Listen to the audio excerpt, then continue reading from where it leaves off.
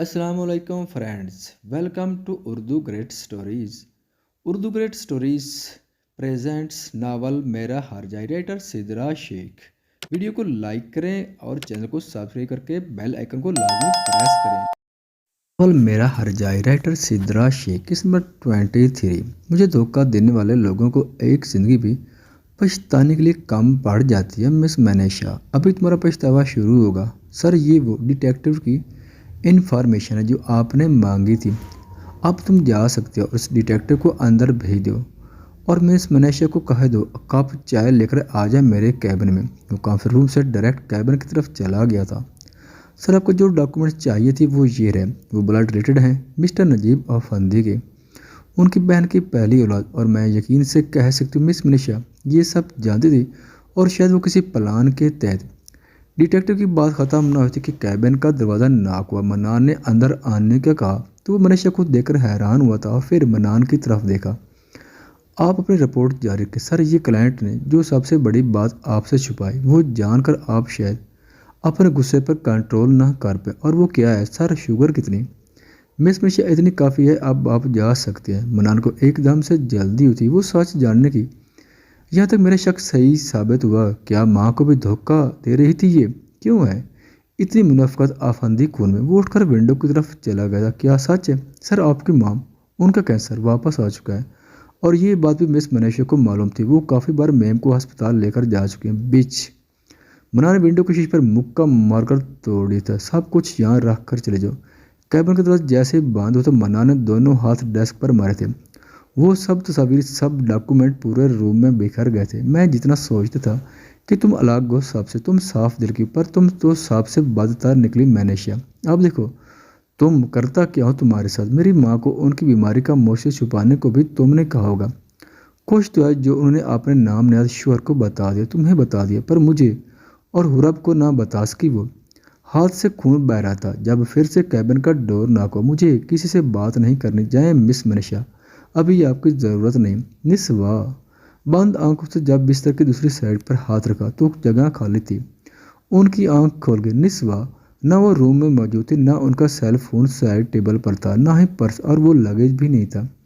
Bed crown के साथ take लगाकर आंखें बंद की तो उन्हें एक ऐसी ही रात याद आ गई जब वो दूसरी शादी के लिए अपने बीवी को ऐसे सोता छोड़कर चले गए थे। अब वही सब उनके साथ हो रहा था तो उन्हें तकलीफ हो रही थी। वो कौन सा किसी और के लिए मुझे छोड़कर गई? मैं इतना परेशान क्यों रहा हूँ? निस्बत मेरी है, पर हुज़ैफा, हुज़ैफा का नाम जहन में आते उसकी सारी नींद उड़ गई थी। वो कमरे से जैसे ही निकला बाहर एक गार्ड खड़ा था जिसने नजीब को बाहर जाने से रोक दी था। सर, निस्बा मैम का हुक्म, उसे फिक्र है मेरी। मैं उसे इस हैवान के साथ ऐसे नहीं छोड़ सकता। उन तीनों से बचाना होगा मुझे, अपने बच्चों को, अपनी बीवी को। नजीब जल्दी जल्दी से गार्ड को पीछे धकेल कर नीचे उतरा था और जैसे बाहर जाने लगा जब वालिद ने नजीब का रास्ता रोका। नजीब बेटा, डिनर करो साथ बैठकर, इस वक्त बाहर मत जाओ, आगे ही तुम इतने बड़े हमले से बचे हो। डैड, बाहर ऐसे ज़्यादा खतरा मुझे यहाँ है। अगर यहाँ महफूज होता तो कभी मेरी बीवी इस गार्ड की ड्यूटी ना लगा कर जाती यहाँ। डैड, रुक जाए।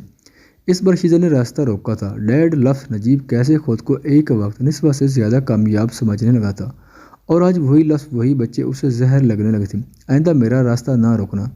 वो ड्राइवर को साथ ले निस्बा के घर तो पहुंच गया, पर वहां निस्बा को हुज़ैफा की गाड़ी में जाते देख नजीब अफंदी खुद को सब हारते देखा था, जिससे कुछ घंटे पहले तक ये यकीन था कि वो बीवी को जीत गया है, बच्चे भी पा लेगा, मगर हकीकत कुछ और ही थी।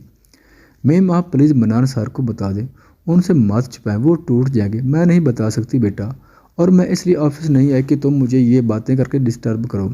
ठीक है, अगर आप सर को नहीं बता सकते तो आप, मैंने कुछ भी नहीं बताना। अब जाओ यहाँ से। मैम, इस वक्त इस लहजे पर मनीषा हैरान हो गई थी। इतने गुस्से से पहले कभी उसने ऐसे बात ना की थी उसके साथ। मिस मनीषा, जब उन्होंने कह दिया कि आप चली जाएं तो जाइए, मैं हैंडल कर लूँगा यहाँ से। जी।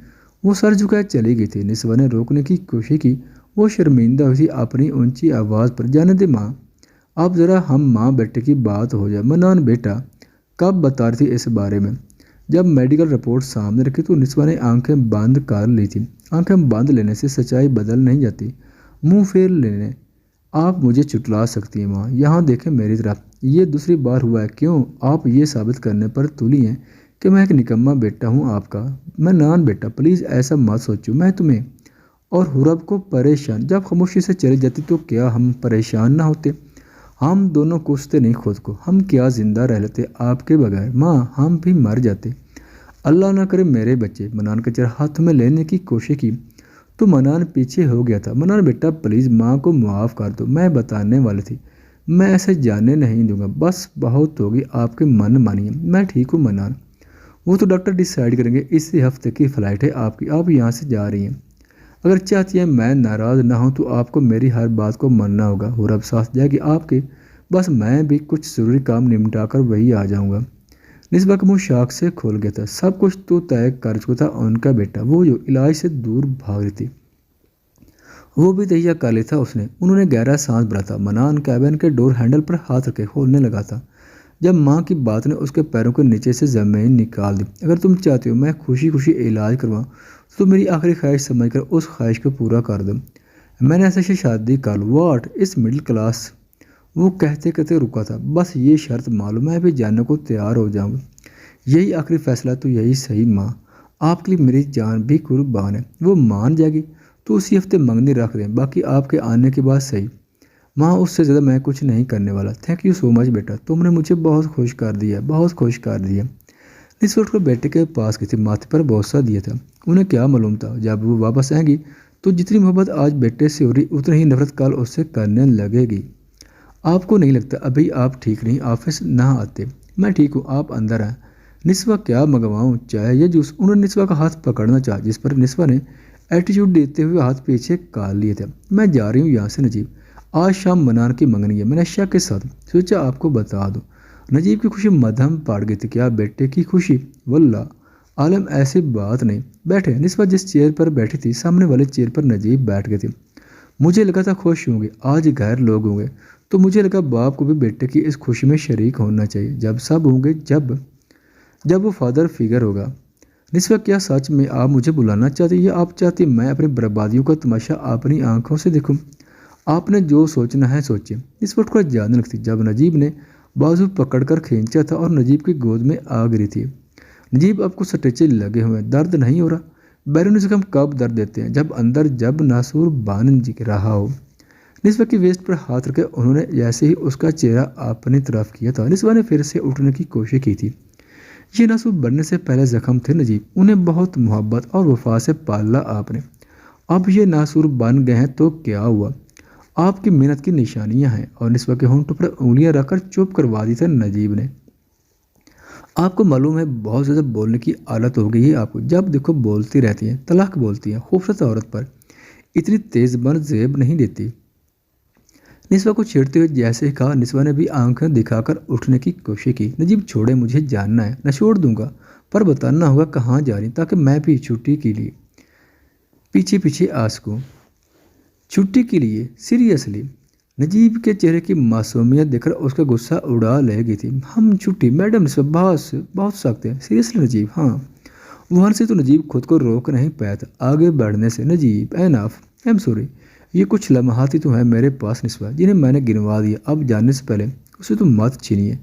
نجیب میری بات۔ نجیب نے کوئی بات نہ سنی تھی، چہرے کے درمیان فاصلہ کم ہوتا گیا، آنکھوں میں آنکھیں مرکوز تھی، چہرے پر ہاتھ رکھے وہ نسوہ کے لبوں پر اپنے لب رکھنے والے تھے جب ماتھے پر بوسہ دے کر انہیں نسوہ کا سر اپنے سینے پر رکھ دیا۔